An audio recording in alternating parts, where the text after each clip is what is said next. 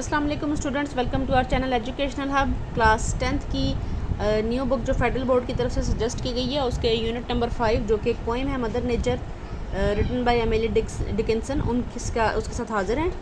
और आज इसकी हम करेंगे रीडिंग और ट्रांसलेशन। वैसे इसके क्वेश्चन आंसर्स भी प्रिपेयर्ड ही हैं, लेकिन आज इसकी रीडिंग और ट्रांसलेशन कर लेते हैं। ठीक है, मदर नेचर आपको नाम से भी जाहिर हो रहा होगा कि नेचर के बारे में है। ठीक है, और नेचर को एक मदर से तशबीह दी गई है। नेचर यानी कुदरत। इसकी रीडिंग कर लेते हैं। आई होप ये आपको वर्ड्स जो है वो क्लियर नज़र आ रहे हैं। नेचर द जेंटलेस्ट मदर, कुदरत एक मेहरबान तरीन माँ है। मेहरबान तरीन माँ से इसको क्यों तशबीह दी गई है ये उस पूरी पोएम में आपको बताएंगे। इम्पेशेंट ऑफ नो चाइल्ड, ये ऐसी माँ है जो किसी भी बच्चे के ऊपर बेसब्र या बेचैन नहीं होती। यानी किस किस्म के बच्चे के ऊपर बेसब्री हो सकती है माँ, आगे लिखा हुआ है अगली लाइन में। द फीबलेस्ट, नातवां तरीन, कमज़ोर तरीन, और द वेवर्डेस्ट या फिर नाफरमान।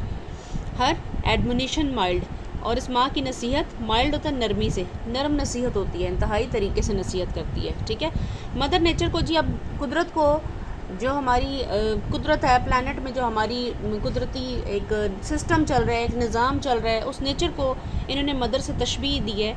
और किस तरीके से दी है वो देखें कि नेचर जो है वो इंतहाई दुनिया की नरम मिजाज तरीन माओं में से एक है, जो अपने बच्चों के साथ बहुत ज़्यादा प्यार मोहब्बत से रहती है। इम्पेशेंट ऑफ नो चाइल्ड, ये एक ऐसी माँ जिससे अपने किसी भी बच्चे पर, माएँ बाज़-औक़ात अपने बच्चों में से किसी एक पर या किसी बच्चे पर चिड़चिड़ी हो जाती हैं। ठीक है, तो ये क्या है, बेसब्री नहीं होती, चाहे वो बच्चा कितना ही फीबलेस्ट हो, नातवां हो अपने काम करने में, वो बेचैन नहीं होती, बच्चे को झिड़कती नहीं है, चाहे वो बच्चा कितना ही वेवर्डेस्ट यानी नाफरमान हो। ठीक है, और अगर नसीहत भी करती है, ये उन माओं में से हर एडमोनिशन माइल्ड, इसकी नसीहत भी बहुत नर्म अंदाज की होती है। In forest and the hill, जंगलात में और पहाड़ों पे। By traveller is heard, by traveller is heard, ये पैसिव वॉइस की फॉर्म में नहीं लिखा गया कि बाय ट्रैवलर जो है उसको सुना जाता है, नहीं है। ठीक है, ये इस तरह से है, बाय ट्रैवलर इज़ हर्ड, कि वो जो सफ़र करने वाला है वो सुनता है। क्या मतलब, वो भी माँ की जो नेचर की आवाज़ है वो जंगलात में हो या पहाड़ियों पर हो, वो तब भी सुनता है। ठीक है, माँ की आवाज़ किस तरह से, कुदरत की आवाज़ किस तरह आती है। रेस्ट्रेनिंग रैम्पेंट स्क्विरल, स्क्विरल होती है गुलहरी,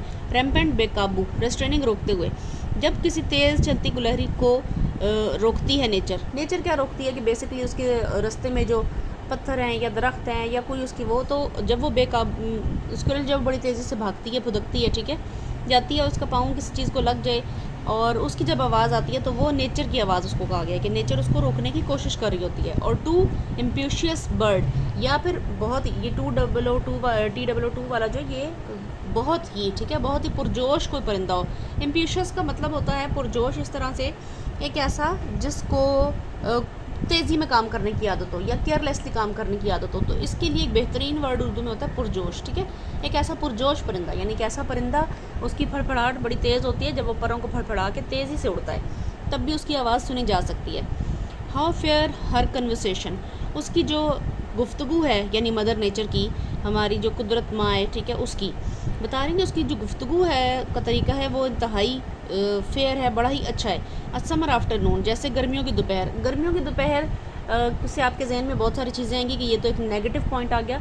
याद रखें कि ये लिखने वाले जो हैं वो अंग्रेज़ हैं, एमिली डिकिंसन, और उन इलाकों में सर्दी ज़्यादा पड़ती है, वहाँ पे गर्मियों का टेम्परेचर बहुत ज़्यादा नहीं होता, और जब गर्मियों की धूप निकलती है, जब गर्मियों का मौसम आता है तो वो उनके लिए बहुत ही अच्छा होता है। जैसे यहाँ पे हमारे यहाँ बाहर का मौसम होता है, वहाँ बस इतनी गर्मी पड़ती है, तो लिहाजा उनके लिए गर्मियों की दोपहर का वो लोग शिद्दत से इंतज़ार करते हैं कि ऐसी दोपहर हो जिसमें ज़रा धूप निकले, और उसको वो बड़ा ही पसंद करते हैं। ठीक है, इसलिए उसने अपनी तरफ से इसको एक पॉजिटिव चीज़ से, नरम गरम धूप जो होती है, जैसे सर्दियों की धूप आप समझ लें, उससे इसने तशबीह दी है इसको। ठीक है, क्योंकि वहाँ की जो समर की आफ्टरनून होती है, दोपहर होती है, वो ऐसी होती है, हमारी तरह तेज़ चिलचिलाती हुई दोपहर नहीं होती।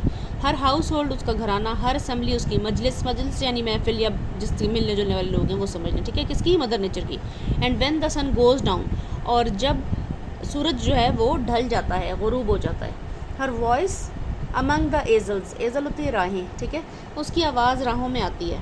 Insides the timid prayer, timid वैसे कहते हैं, जो इसका लफ्ज़ी मतलब एग्जैक्टली है वो तो है बुज़दिल। ठीक है, लेकिन दुआ बुज़दिल नहीं हो सकती यहाँ पे, मतलब कि इनसाइट्स उभारना, तहरीक देना, वो कमज़ोर दुआएं, खौफज़दा दुआएं जो उनको उभारती है। ठीक है, खौफज़दा दुआएं कौन सी होती हैं वैसे, खौफज़दा या कमज़ोर दुआएं वो होती हैं जिनके कबूल होने का दुआ मांगने वाले को ख़ुद भी इतना यकीन ना हो, ठीक है, उसको कमज़ोर दुआ कहते हैं, ठीक है। हल्की सी मबहम सी आवाज़ में दुआ करना कि बस काश ऐसा हो जाए, अल्लाह करे ऐसा हो जाए, ठीक है, ये इस तरह की।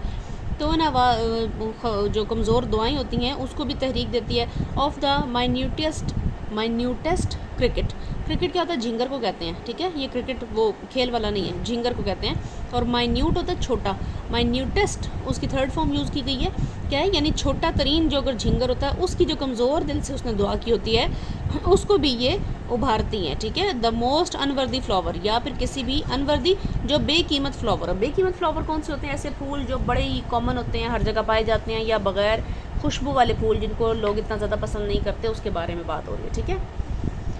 When all the children sleep, जब सारे बच्चे सो जाते हैं, she turns as long away, वो इतनी देर तक पलटती है, इतनी देर तक पलटती है। ये अब किस चीज़ से तशबीह दे रहे हैं, आपने अक्सर देखा रात को माएँ बच्चों को उनके कमरे में सुला के उसके बाद क्या होता है कि वो रात को एक दफ़ा जब उठती हैं 12 बजे 1 बजे, मतलब बीच रात में वो एक दफ़ा बच्चों के कमरे में जाके उनको देखती हैं, या अगर पास सोए में बच्चे, मतलब माएँ जो है वो ये मोस्टली आप अपनी मदर से पूछिए, अक्सर ऐसे होता है छोटे बच्चे जब सो जाते हैं तो माएँ उठकर रात में 1 या 2 दफ़ा जाके उनको ज़रूर देखती हैं, उठ के बैठ के जाग के, ठीक है।